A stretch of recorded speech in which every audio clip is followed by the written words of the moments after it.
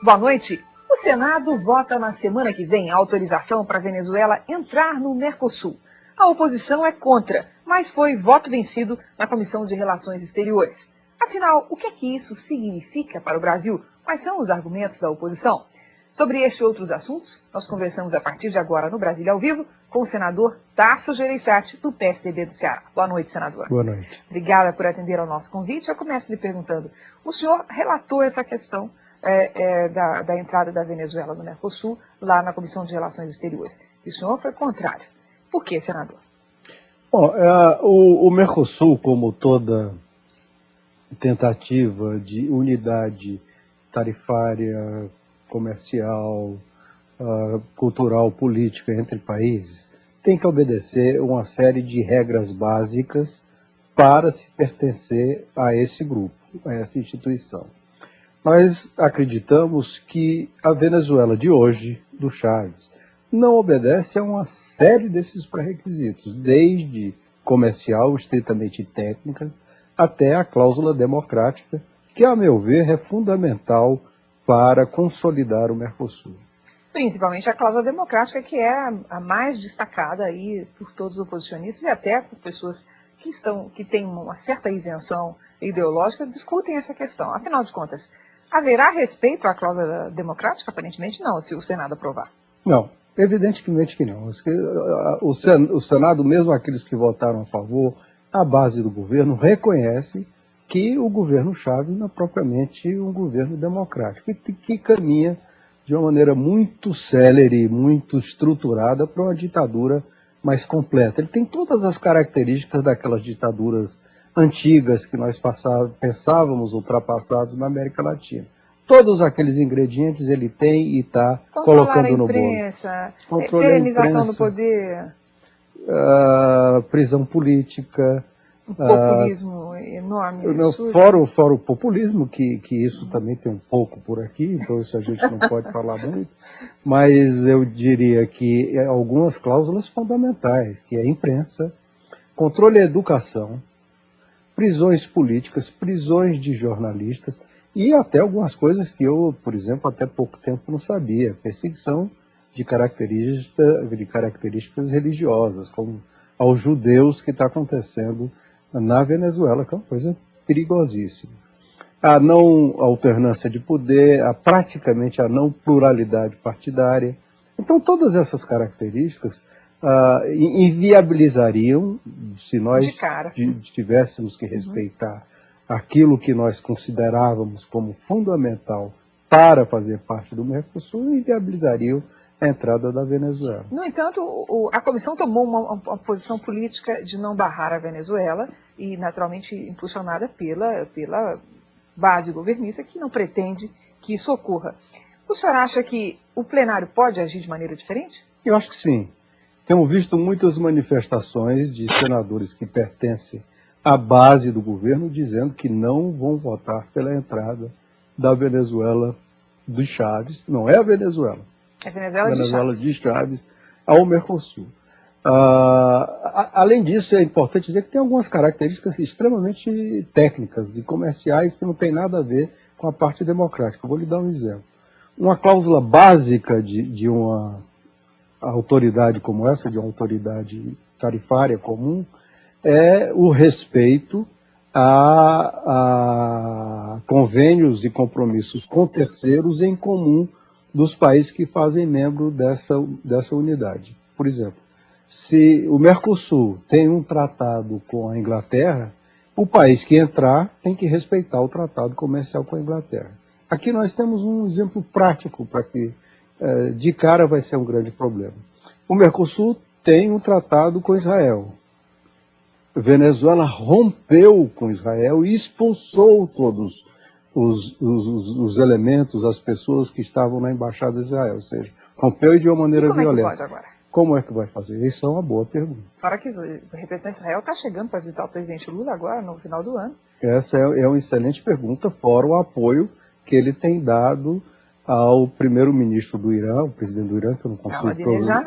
Está chegando também, logo em seguida, do Israel, vem visitar o Ahmadinejad. E que, inclusive, nega o Holocausto, né? Que complicação, senador. Agora, existe um argumento aí que é político, diplomático, que diz o seguinte: olha, melhor a Venezuela dentro do que fora, isolada, completamente alheia a qualquer controle, ou qualquer censura, ou qualquer pressão do grupo, né? O que o senhor acha desse argumento? Bom, pode ser até melhor para a Venezuela, mas não é melhor para o Mercosul. O Mercosul, que está muito frágil, já sofre uma série de problemas, precisa se consolidar.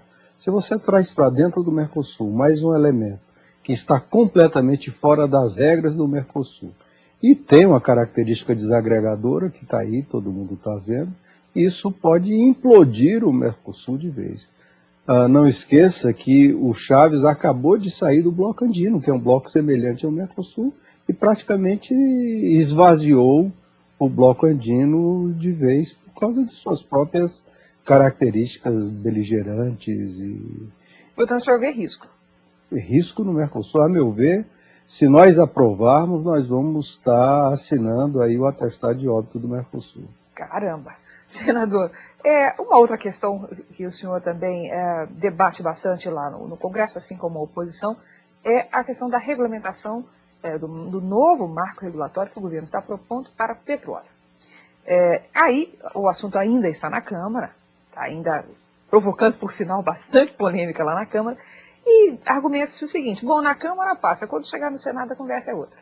Porque no Senado, naturalmente, o governo tem uma maioria muito... Mais apertada. Exatamente, mais apertada, meio movediça, meio instável, etc. Como é que o senhor acha que o Senado deve tratar os projetos do pré-sal? Olha, com muita calma, muito debate, porque, a meu ver, trata-se de um dos maiores equívocos que esse governo está cometendo e que pode prejudicar o futuro do nosso país de uma maneira importantíssima. Equívoco de diagnóstico, que não atinge somente a questão do pré-sal em si, a questão do petróleo em si, e equívoco de estratégia de longo prazo que pode levar-nos por linhas completamente erradas e com graves consequências para o desenvolvimento do país. Onde é que está o equívoco, senador? O primeiro equívoco foi no diagnóstico que o governo está fazendo. O governo fez o diagnóstico que a crise mundial é decorrência do capitalismo e que dessa maneira está se provando que o Estado tem um papel importantíssimo na produção e na condução da economia, na participação direta como agente da economia. Esse é um diagnóstico profundamente equivocado. E se superestimou a presença do Estado no... Exatamente. Então está se superestimando e, em cima desse diagnóstico, está fazendo uma projeção para o pré-sal que é cheia de outros equívocos. Ou seja, vamos concentrar o Estado brasileiro, todos os recursos do Estado brasileiro, em cima da produção de petróleo, dando à Petrobras os recursos necessários para que ela tenha o monopólio da exploração do pré-sal. E desta maneira, nós vamos garantir que o petróleo é nosso, entre aspas, e ao mesmo tempo garantir que nós vamos ter também os insumos e uma indústria petrolífera feita aqui desenvolvida aqui no Brasil. Então isso é um equívoco. Primeiro, nós vamos gastar bilhões e bilhões e bilhões de reais para dar recursos à Petrobras durante 5, 6, 7 anos aí seguidos, sem termos recursos para mais nada. Nós vamos concentrar todos os esforços da União, da nação, em cima do petróleo. Vamos esquecer educação, vamos esquecer saúde, vamos esquecer outros setores da produção e do desenvolvimento econômico e vamos fazer um país voltado aí para o petróleo.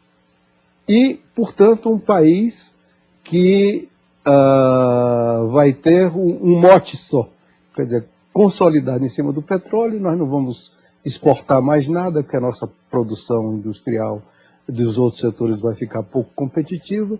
E o que faz o desenvolvimento, está provado, comprovado, é educação e conhecimento, não é petróleo.